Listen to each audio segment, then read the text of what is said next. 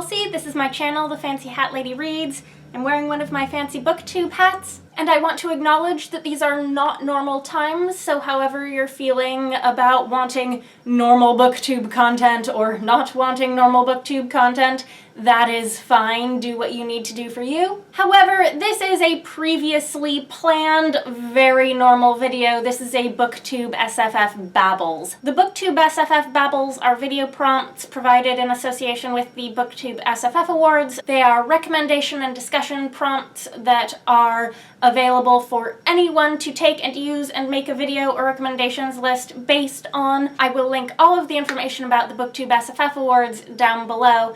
And this week's topic is genre benders. Now, I have made a genre bender recommendation video on this channel once before. That was a couple years ago, and it was either a Top 5 Wednesday or monthly recommendations, I can't remember which. The main difference in how I'm approaching the topic this time around is the focus on specifically speculative genres, sci-fi, fantasy, and other speculative fiction, because it is a BookTube SFF Babbles this time around. I think that most, if not all, of the books that I recommended in that last video were speculative in one way or another, because that is mostly what I read.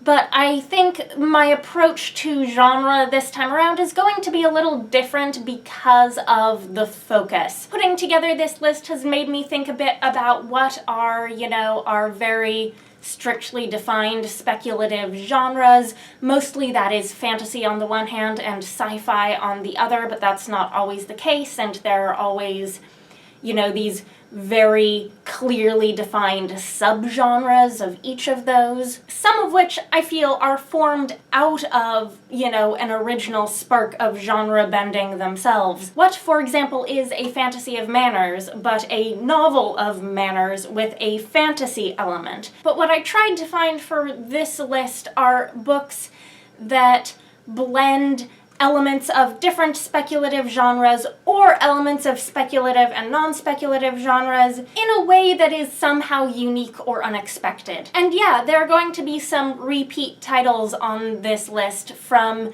that list from a couple of years ago. I wish that wasn't the case. I wish I had enough real genre benders that I really loved from the last couple years of my reading to recommend all new things. It was kind of disappointing to me to figure out that I kind of didn't. I used to think that genre bending was one of those buzzwords that was my type of book.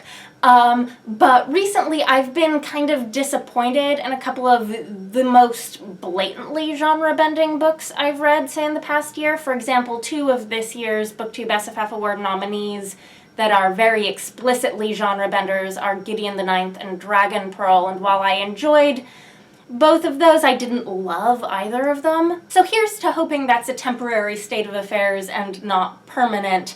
I'll be very much looking forward to seeing other people's videos to see if I can find some things that will get me back into my genre-bending love. But on to the list. First is a book that I actually read back before my booktubing days a number of years ago. And I was recently reminded of this book because Leah Cooper hauled it in a recent book haul. That is Tea with the Black Dragon by R.A. MacAvoy, which is, despite its very fantasy genre marketing and packaging, mostly a contemporary mystery novel. And by contemporary, I mean 1983, which is when this book was published. The other thing this book has to recommend it is an older woman protagonist. Her name is Martha. She's a little bit eccentric, and she has come out to California to meet her adult daughter, who it turns out has gone missing. She meets a man named Mayland Long, who teams up with her to help solve the mystery of the missing daughter. And he is the Black Dragon of the title. And that's where, the mild fantasy twist comes into play. I've been meaning to read more of this author's books ever since I read this. And this is reminding me that I've not yet done that. Next on this list are a couple of more recent Tor.com novella releases. The first I want to talk about is The Hunting of Tramcar 015 by P. Djèlí Clark, and the entire fantasy, alt history, steampunk world that this story takes place in. And not just this story, there is a previous short story called A Dead Djinn in Cairo that's set in this world. I believe there's an upcoming novel as well. And the stories in this world are also speculative mysteries. A Dead Djinn in Cairo started as like a mystery investigation of a dead djinn in Cairo, and then the implications of that story became way, way, way broader. This story is also a mystery, it's a detective story, but that I didn't actually like as much as A Dead Djinn in Cairo. A Dead Djinn in Cairo had like a lady detective character whom I loved a lot and who only makes like a cameo appearance in this, but I think the novel is going to be about her, so I'm pumped. So in addition to the fact that the stories that Clarke is setting in this world are speculative and mysteries, the world building has some great genre-bending elements too. Steampunk is one of those subgenres that has kind of come to mean a very specific thing, but has a lot of genre-bending elements too. It's, in most cases, not all, but in this case at least, it's historical fiction, it's alternate history. In this case, alternate Cairo in 1912.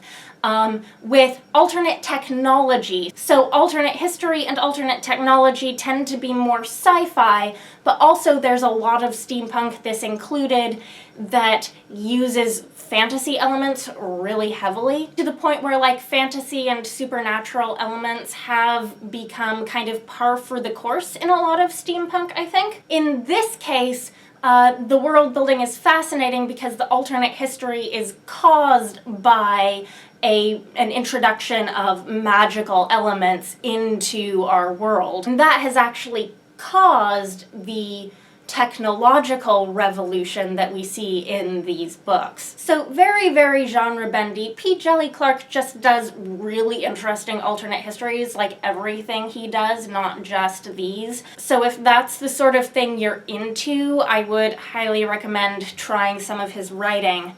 And then the other Tor.com book I have to recommend is completely different in terms of what genre elements it's using. And this is Finding Baba Yaga by Jane Yolen. This is not in any way blending fantasy with science fiction. This is one where I think the genre bending is happening between fantasy, fairy tale, folklore, and very non-speculative literary traditions, because this is a poetry book. And I would say that this is, one, a poetry book, and two, a coming-of-age story sort of before it's a fantasy story. I do have a full review of this book on this channel, so I can link that if you're curious. Next is a book that I had to recycle from that previous recommendations video because it is kind of the book that I think about, that jumps into my mind whenever anyone says genre bender, and that is Radiance by Catherynne M. Valente. Now, it's been a while since I read this, and it is weird and dense and hard to talk about, even if it's fresh in your mind, and it is so far from fresh in my mind.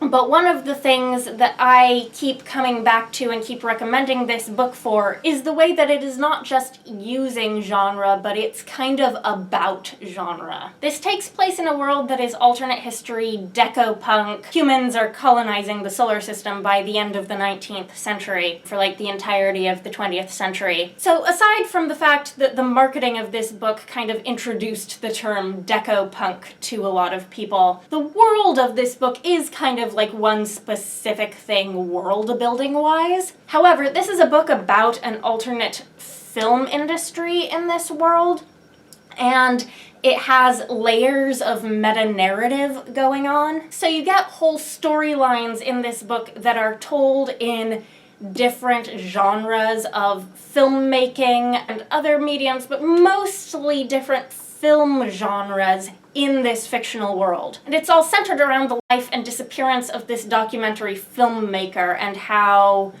her story is told, how her family's story is told, how her father, who is a very different kind of filmmaker than her, tells stories. This book is confusing, and I loved it, and I still recommend it. Next, I want to mention a series that is almost a little too obvious for this list. Like, this doesn't need recommending. I think everyone knows about this series, and I think everyone knows that it's a bit of a genre bender. But I do want to use this series as an opportunity to talk a little bit about some genre stuff in the sci-fi and fantasy community. And that is the Broken Earth trilogy by N.K. Jemisin, which starts with the 5th season, which is the book I'm holding up here. And it starts very much as an epic fantasy series, albeit with a post-apocalyptic feel to the setting, and then as the books go on, it introduces some more explicitly science fiction elements. And the thing I just wanted to talk about, because I did notice it, is this thing that happened in the aftermath of Jemisin winning her 3 consecutive Hugo Awards for these books, in like all of the articles and media coverage that she got in the wake of those wins, which is that after she became a 3-time Hugo winner, there were all of these articles hailing N.K. Jemisin as like our generation's greatest science fiction writer. Articles that did so without even acknowledging that all of her novels are fantasy. And I feel like there's a particular genre snobbery in that, that I, as a fantasy reader, I sort of resent. And I feel like everyone who's actually read these books, like, knows that this is a fantasy series that has science fiction elements. And I do feel like we have this tendency when books receive a certain amount of literary acclaim that have both specifically fantasy and science fiction elements to let the science fiction like win out in the way that we talk about them. And there is a certain genre snobbery in that I, as a fantasy reader, resent a bit. This is sort of a form of the same little rant I had in my reaction to this year's shortlist video over Gideon the Ninth being categorized in science fiction and not fantasy without any second thoughts. So I guess I'm not really going anywhere with this. I just wanted to repeat my little rant and also hold up the 5th season and recommend it and tell you, in case you had not heard somehow, that this series is very definitely a genre bender, and that is part of what makes it so good. And then I've saved for last a couple of books that are also genre blends of fantasy and science fiction, but in wildly different and unique ways. The first is The Just City and the entire Thessaly trilogy, of which this is the first book by Jo Walton. This is another trilogy that, like the Broken Earth trilogy, starts out in book 1 being almost exclusively fantasy. There is a time travel element from the start, and I know that some people view time travel as being a very specifically science fiction thing, but to me, if it doesn't involve going into the future, which it doesn't in book 1, although it does by the end of the series. If it's just historical time travel, I'm more likely to think of that as a very fantasy thing. And this has Greek gods in it, so it starts out as very mythology-based time travel. And it is a thought experiment about Plato's Republic. It centers around the goddess Athena's attempt to create Plato's Republic by bringing people from throughout history to a secluded island. And it's a contemplation of how messy human nature is and how hard a just society really is to form. You start to see some real science fiction elements in book 1 because as the people have been brought to this island from throughout time, you also have some robots that have been brought from the far future. And I really don't want to spoil the series by explaining exactly how it gets super science fictional by the end, but it really, really does. This is one where in book 1 of the trilogy I felt like I was reading a fantasy novel, and in book 3 I felt like I was reading a science fiction novel. And then last, I want to recommend a standalone, and that is All the Birds in the Sky by Charlie Jane Anderson. Benders, which, in addition to being a sci-fi and fantasy mashup, is just super intensely quirky. And this is gonna be the kind of quirky that's going to work for some people and not for others, and I can't promise that it's gonna work for you, but I liked it. This has two protagonists, Patricia and Lawrence. We meet them as kids and again as adults. Patricia is a witch.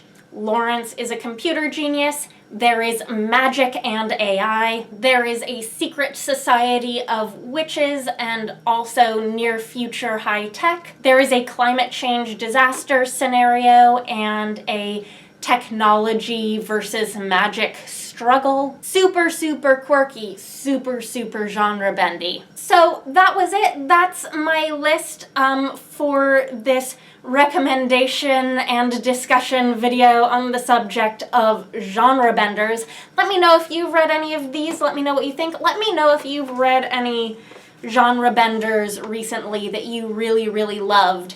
And let me know if you have any opinions on what makes a genre bender in speculative fiction. How different does the blending of genre elements have to be from what's come before? I'm looking forward to hearing from you. Anyhow, that is all. Bye for now.